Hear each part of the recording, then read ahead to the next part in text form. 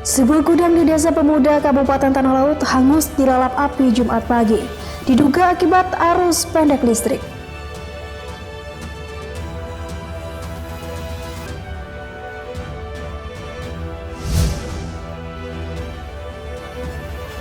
Puluhan anak dan tenaga pengajar Taman Kanak-Kanak TK Kartini Desa Sejahtera Tanah Bumbu mendapat edukasi terkait patuh berlalu lintas.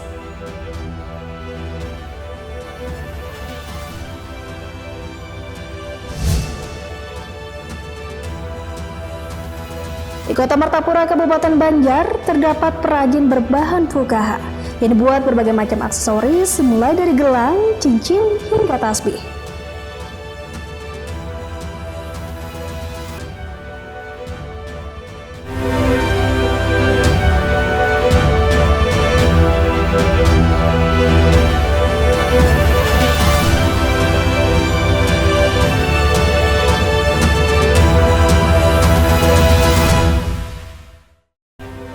Selamat malam pemirsa Banua, berjumpa lagi dalam iNews Kalsel, program berita dan informasi iNews Banjarmasin. Ketiga laporan tadi dan sejumlah berita penting lainnya telah kami siapkan untuk Anda dalam iNews Kalsel hari ini Jumat 23 Agustus 2024. Bersama saya Riana Anissa, inilah iNews Kalsel seutuhnya.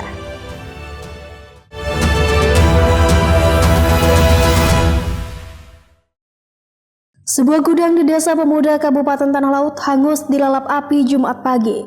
Kebakaran ini diduga akibat arus pendek listrik karena warga sempat melihat api di meteran listrik. Sementara kerugian ditaksir puluhan juta rupiah. Petugas pemadam kebakaran berupaya membasahi puing-puing gudang yang hangus terbakar di kawasan RT 6 Jalan Bur Anwar, Desa Pemuda, Kecamatan Plehari, Jumat pagi. Selain petugas, warga sekitar juga turut berupaya memadamkan api dengan peralatan seadanya. Namun karena bangunan terbuat dari kayu, membuat api cepat menghanguskan bangunan yang di dalamnya dijadikan tempat menyimpan peralatan seperti mesin genset, sepeda motor, hingga pupuk. Kebakaran ini diduga akibat arus pendek listrik karena warga sempat melihat api di meteran listrik.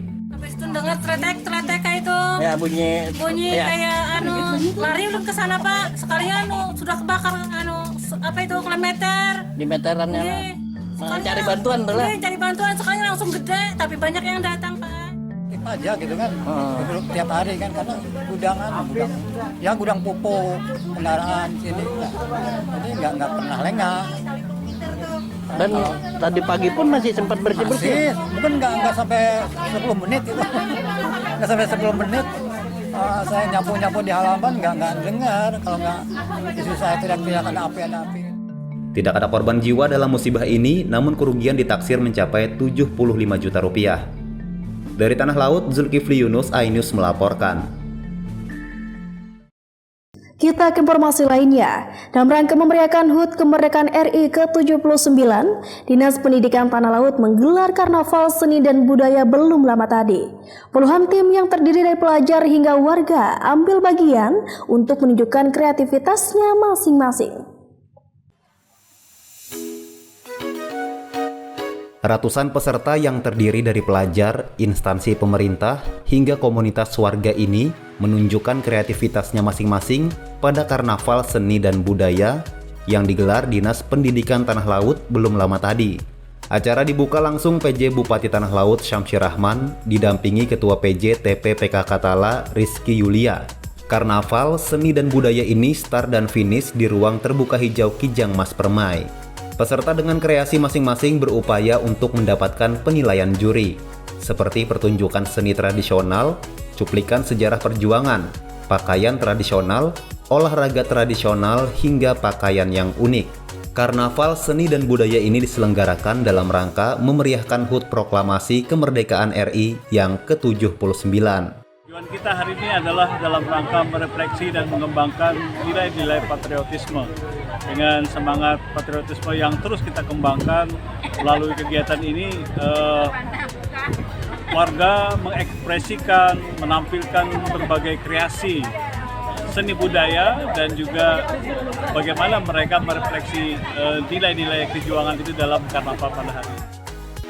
peserta lebih banyak daripada tahun yang kemarin. Ini tidak lain adalah tetap dalam rangka memperingati dan merayakan hari 17 Agustus yang ke-79. Saya lihat tanah laut begitu banyak ragam budaya, banyak inovasi-inovasi dalam melaksanakan karnaval ini, dan tadi sudah diberikan lomba dan hadiah. Pada karnaval ini juga dipertunjukkan seni pencaksilat tradisional atau bakuntau di depan panggung kehormatan. Atraksi ini mendapat sambutan warga yang menyaksikan karnaval. Dari Tanah Laut, Zulkifli Yunus, iNews melaporkan. Puluhan anak dan tenaga pengajar Taman Kanak-kanak TK Kartini Desa Sejahtera Tanah Bumbu mendapat edukasi terkait patuh berlalu lintas. Infonya sesaat lagi hanya di iNews Kalsel.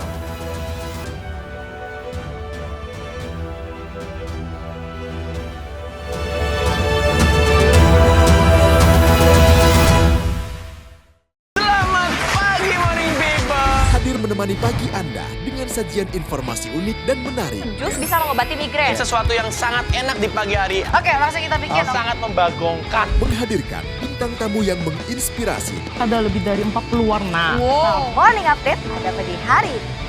Morning Update, Senin sampai Jumat pukul 7 pagi di iNews. The Great Prime Time. Upaya saya untuk melacak TKP. Jadi Setiawan. Tiga tidak Kematian. adalah kesaksian yang pertama dan eksklusif mengalami kekerasan. 70 kilo itu besar. Meluruskan apa yang kusut. Ada persoalan hukum. Bersama saya, Abraham Silaban. AB Plus, setiap Senin pukul 8 malam. Apakah hasilnya nanti akan berbeda? Tidak mungkin. Liga tidak mengetahui sama sekali kejadian itu. Berunding di sini kan untuk mencari solusi. Saya Aiman Wicaksono, inilah. Rakyat bersuara, Selasa pukul 7 malam. 5 orang kobaran api dan 4 orang ikan api. Satu dari sekian, pokoknya ada orang tepasan dan kaki menjadi saksi kunci. Juga mendengar bahwa The Prime Show, Rabu pukul 8 malam. mengatakan nasib Peggy carut marut ini masalah. Dengarkan dulu. Apakah yang Saya meluruskan apa Saya Anisha Dasu. Dan saya Aryo Abdi. Interupsi, Kamis pukul 8 malam. Only on iNews. Saya Abraham Silaban, Anda menyaksikan The Prime Show. Investigasi eksklusif. Omnibus Law Undang-Undang Cipta Kerja mengakibatkan PHK di mana-mana. Mengupas isu-isu terhangat. Ini apa? Hakim MK? Silakan diselesaikan, Mas Saya Pipin. dikasih kesempatan ke Fritsen, Kak. Sebuah tanya akan dijawab dengan tuntas dan berkelas. Ada kejanggalan bagi saya dari pihak-pihak wasit yang tidak menguntungkan buat kita. The Prime Show, setiap Rabu pukul 8 malam. Japan Open 2024. Aksi jawara badminton top dunia di negeri Sakura. Penyisihan Rabu sampai Jumat 21 sampai 23 Agustus. Semifinal Sabtu 24 Agustus. Final Minggu 25 Agustus. Japan Open 2024. Live exclusive only on iNews Premium Sports.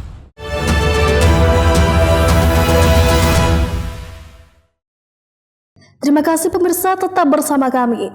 Puluhan anak dan tenaga pengajar Taman Kanak-kanak TK Kartini Desa Sejahtera Tanah Bumbu mendapatkan wejangan terkait patuh berlalu lintas oleh petugas Satuan Polisi Lalu Lintas Polres Tanah Bumbu. Mereka merupakan undangan program Polisi Sahabat Anak guna menanamkan kesadaran hukum dan rasa aman sejak dini.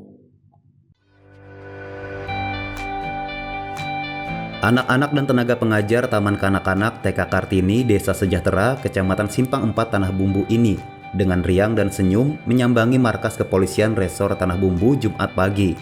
Kedatangan anak-anak TK ini pun disambut ramah oleh anggota Satlantas Polres Tanah Bumbu. Mereka merupakan undangan program Polisi Sahabat Anak. Anak-anak lucu ini diberikan edukasi berupa pemahaman tentang rambu lalu lintas serta cara menggunakan helm yang benar dan aman saat berkendara. Kehebohan pun pecah saat mereka juga diajak berkeliling Polres Tanah Bumbu menggunakan mobil patroli untuk mengenal lingkungan markas polisi.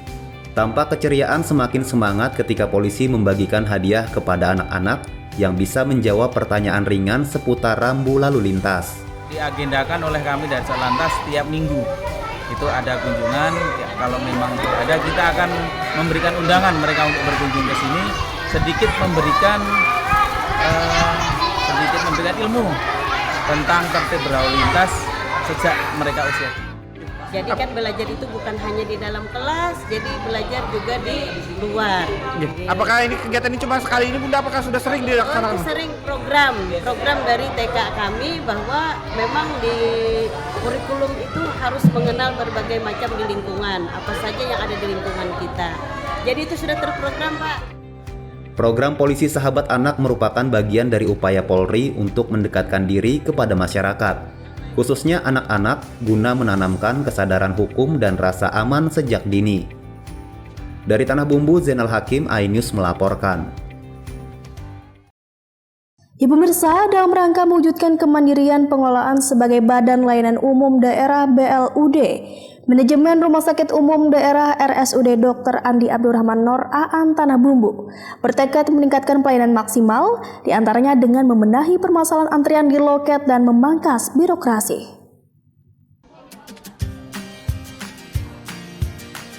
Menanggapi keluhan masyarakat terkait masih adanya layanan yang belum maksimal, Manajemen Rumah Sakit Umum Daerah RSUD Dr. Andi Abdurrahman Nor Aan Tanah Bumbu bertekad meningkatkan pelayanan maksimal dalam rangka kemandirian pengelolaan sebagai Badan Layanan Umum Daerah BLUD. Hal itu disampaikan Direktur RSUD Aan Tanah Bumbu, Dr. Syaifullah di Batu Licin Kamis siang. Adapun keluhan masyarakat itu terkait pendaftaran yang harus melalui beberapa pintu dan antrian panjang pembayaran administrasi, serta minimnya loket pengambilan obat, sehingga membuat suasana di beberapa sudut pelayanan kurang sedap dipandang. Syaifullah mengatakan terobosan yang segera direalisasikan manajemen diantaranya bakal memangkas birokrasi pendaftaran. Kemudian sudah melakukan antisipasi penumpukan dengan pembatasan pengunjung yang masuk. Kelompok umur usia anak di bawah 12 tahun yang tidak sakit dilarang masuk. Selain itu menambah fasilitas kursi tunggu di sejumlah loket layanan. Untuk pengambilan obat, RSUD Aan bakal menambah loket yang saat ini baru buka satu layanan. Kedepan ditambah dengan menyesuaikan kategori pasien seperti BPJS dan umum. Bahkan RSUD Aan menyiapkan layanan antar ke rumah pasien dengan menggandeng PT Pos. Itu salah satunya adalah pengantaran obat melalui PT Pos Indonesia, kerjasama. Jadi pasien itu kita tawarkan mau menunggu obatnya selesai atau mau diantarkan oleh PT Pos Indonesia. Jadi PT Pos ini, tapi tentunya ada pembiayaan dari pasiennya sendiri. Ia menambahkan ke depan pihaknya juga akan membuat layanan online dan offline antisipasi antrian pendaftaran. Pasien bisa mengambil nomor antrian melalui online minimal H-1 sebelum datang ke rumah sakit. Dari Tanah Bumbu, Zainal Hakim, iNews melaporkan. Panitia Kejuaraan Provinsi Bulu Tangkis Kalsel 2024 memperpanjang masa pendaftaran Kejurprop yang akan berlangsung di Pelai Hari. Hal itu lantaran ada beberapa pengurus kabupaten dan kota yang belum mendaftarkan atletnya. Pebulu tangkis Kalsel yang ingin ikut bersaing di ajang Kejurprov Bulu Tangkis 2024 masih memiliki kesempatan untuk mendaftar setelah panitia memperpanjang masa pendaftaran hingga 25 Agustus. Sebelumnya panitia menetapkan pendaftaran ditutup pada 22 Agustus. Perpanjangan pendaftaran ini dilakukan setelah pengurus Kabupaten PBSI Tala berkoordinasi dengan pengurus Provinsi PBSI Kalsel. Hingga saat ini beberapa pengkap dan pengkot yang sudah mendaftar, yakni dari Banjarmasin, Banjarbaru, Kabupaten Banjar, Kabupaten Tapin, Kabupaten Kota Baru, Kabupaten Tanah Bumbu, dan Kabupaten Batola. Total seluruh kategori berjumlah sekitar 250 peserta. Untuk sampai saat ini pendaftaran dari seluruh peserta sekitar 250 orang atlet dari beberapa kabupaten kota. Hanya yang belum itu Kandangan, Balangan, Tanjung, dan Amuntai. Rencananya ada berapa kategori yang kita siapkan di sini untuk Kejurprov? Ada 5 kategori, termasuk dewasa. Untuk kelompok putrinya agak minim lah Pak untuk untuk Kalsel ini.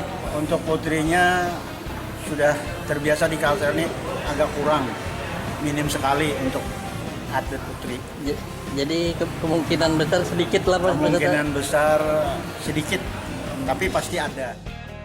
Kejurprov Bulu Tangkis 2024 ini akan berlangsung pada 27 Agustus hingga 31 Agustus 2024 di Gor Tuntung Pandang Plehari. Nomor yang akan dilombakan kategori pemula, remaja dan taruna, ditambah dewasa dan veteran.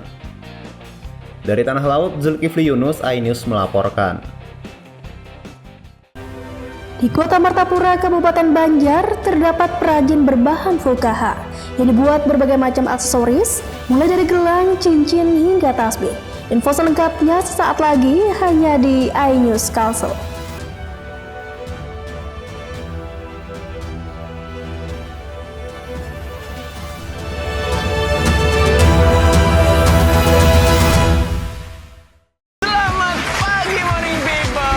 Menemani pagi Anda dengan sajian informasi unik dan menarik. Jus bisa mengobati migrain. Sesuatu yang sangat enak di pagi hari. Oke, langsung kita bikin. Sangat membagongkan. Menghadirkan bintang tamu yang menginspirasi. Ada lebih dari 40 warna. Wow. Morning Update ada di hari ini.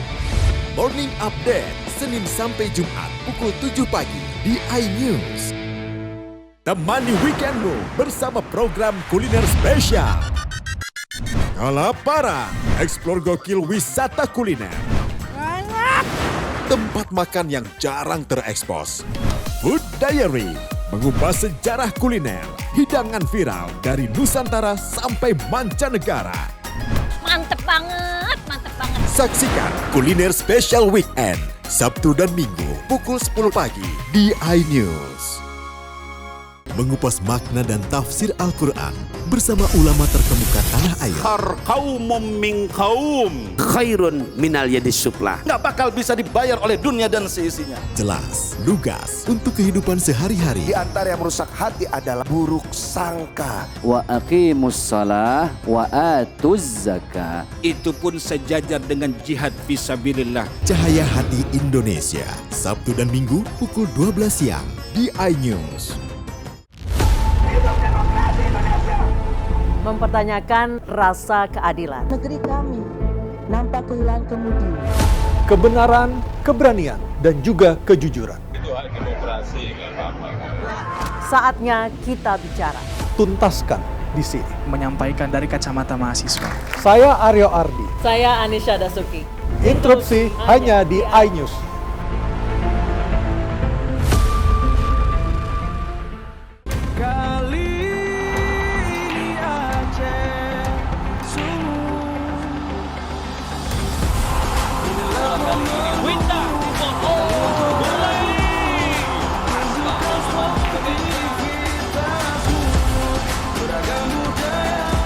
Ya, kali ini luar biasa serangannya.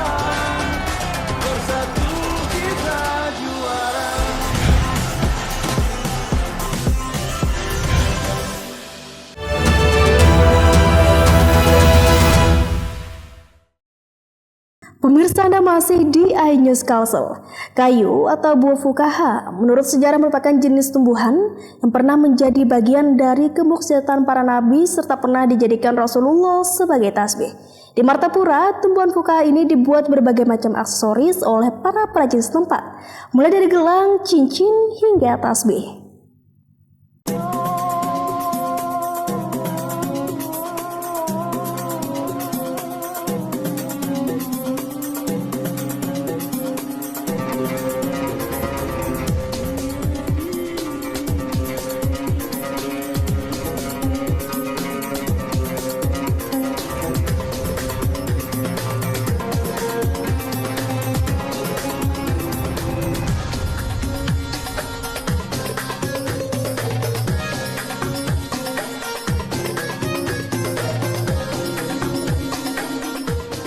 Kerajinan kayu atau buah fukaha menjadi salah satu kerajinan tangan yang digeluti masyarakat di Martapura.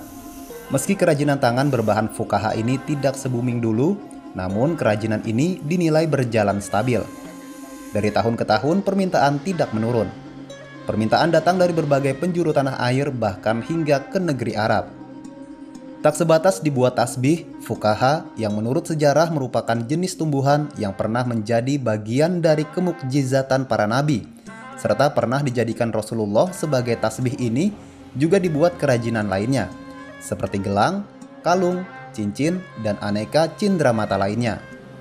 Anang Mahli, warga desa Pekauman Dalam, Martapura Timur, Kabupaten Banjar, mengaku dalam sehari ia mampu membuat ratusan gelang dan tasbih, serta aksesoris lainnya berbahan buah fukaha. Berbagai macam motif dibuat olehnya untuk menarik minat pembeli.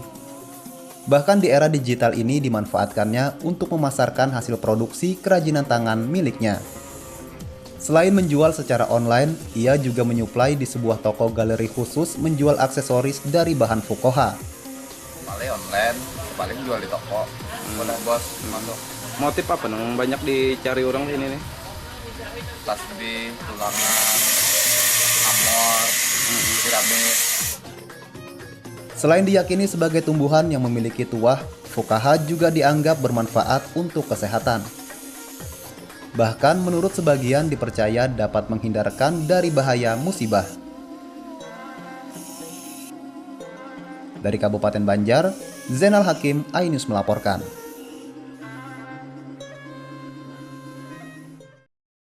Ya pemirsa, selain dikenal sebagai kota Serambi Mekah, kota Martapura juga dikenal sebagai kotanya Intan dengan berbagai jenis permata yang berkualitas. Tak heran, sejak dulu di ibu kota Kabupaten Banjar ini banyak didapati para perajin pembuat batu mulia yang piawai hasilkan permata berkilau.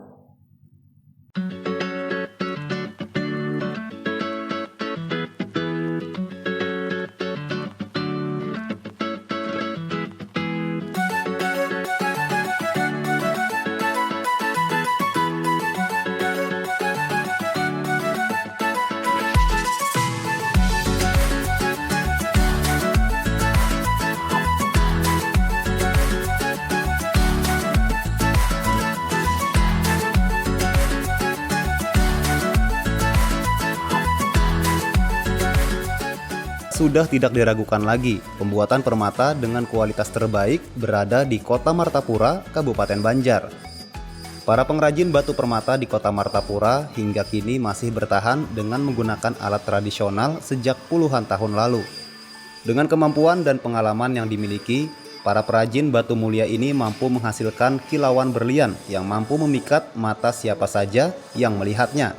Tak heran batu mulia asal wilayah ini sudah menjadi incaran para wisatawan yang berkunjung. Hasil olahan batu mulia yang dikerjakan oleh perajin ini sepenuhnya bisa didapat di pertokoan Cahaya Bumi Selamat yang terletak di jantung Kota Martapura.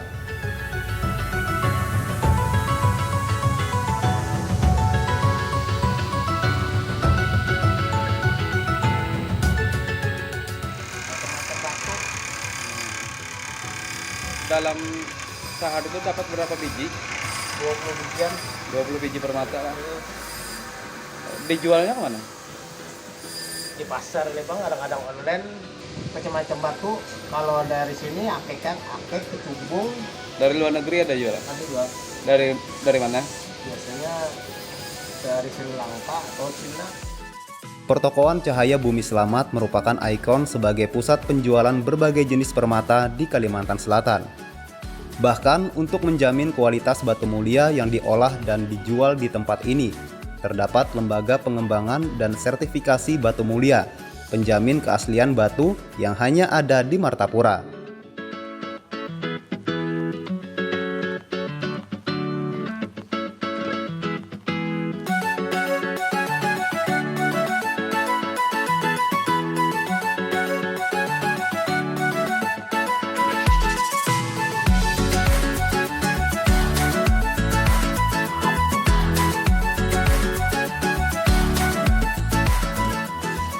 Beragam produk unggulan mulia dari batu biasa hingga batu mulia yang menawan tersedia di pertokoan ini.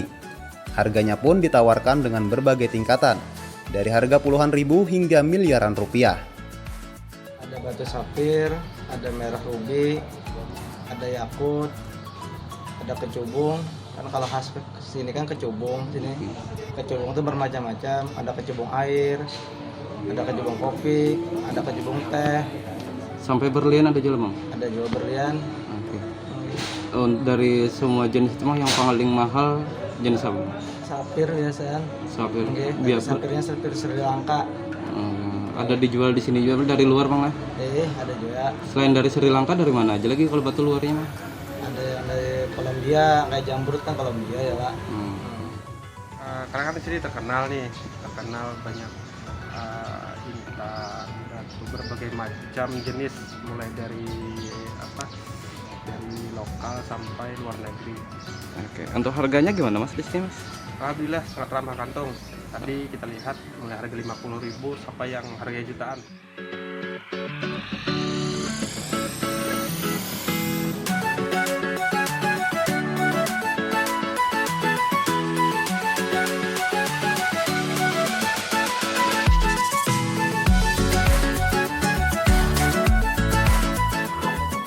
Selain menjual berbagai jenis batu permata, di pertokoan ini juga terpampang pernak-pernik khas Kalimantan, seperti mandau, air guci, dan souvenir lainnya yang bisa dibeli untuk oleh-oleh atau cindera mata.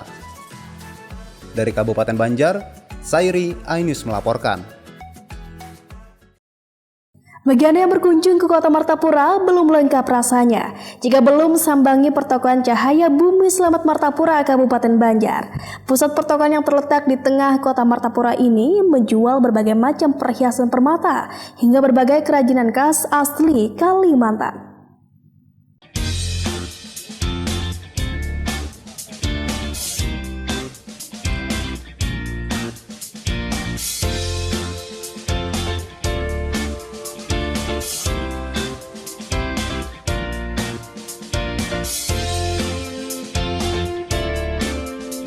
Martapura selain dikenal sebagai kota Serambi Mekah, juga dikenal sebagai kota intan di Kalimantan Selatan, dengan berbagai jenis permata dan beragam produk kerajinan daerah yang tersedia di Sentral Permata Pertokoan Cahaya Bumi Slamet di Jalan Ahmad Yani kilometer 39 Martapura.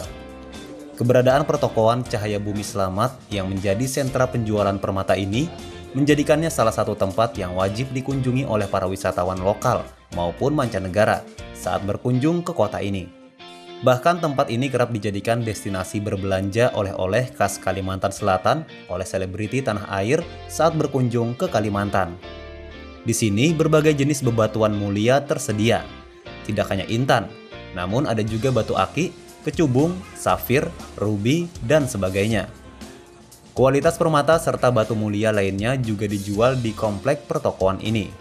Sudah tak diragukan lagi, intan Martapura kualitasnya sudah diakui oleh dunia. Batu permata diolah menjadi berbagai bentuk hiasan seperti gelang, liontin, cincin, bros, anting, dan perhiasan lainnya. Pengolahan batu-batu permata ini pun banyak dilakukan oleh para pengrajin permata yang ada di Martapura. Saya untuk koleksi di rumah biasanya, saya sering di sini produk-produk kualitas. Saya juga sering membeli barang dan mengirimkan ke luar-luar daerah juga. Macam-macam kita ada dari kecubung, durian Banjar, sama safir, jambrut juga yang jenis batu mulianya juga kan. Selain didapati banyak permata khas Kalimantan Selatan, di pertokoan Cahaya Bumi Slamet ini juga disediakan berbagai macam kerajinan khas Kalimantan, dari berbagai olahan anyaman hingga pajangan rumah.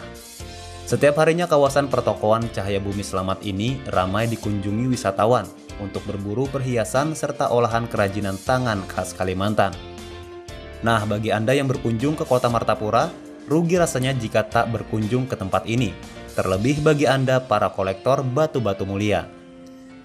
Dari Kabupaten Banjar, Zainal Hakim, iNews melaporkan. Informasi tadi sekaligus mengakhiri perjumpaan kita hari ini. Sesaat lagi kami akan bergabung dengan iNews Jakarta. Saya Riana Anissa dan seluruh kerabat kerja yang bertugas mengucapkan terima kasih atas perhatian sabarataan dan sampai jumpa.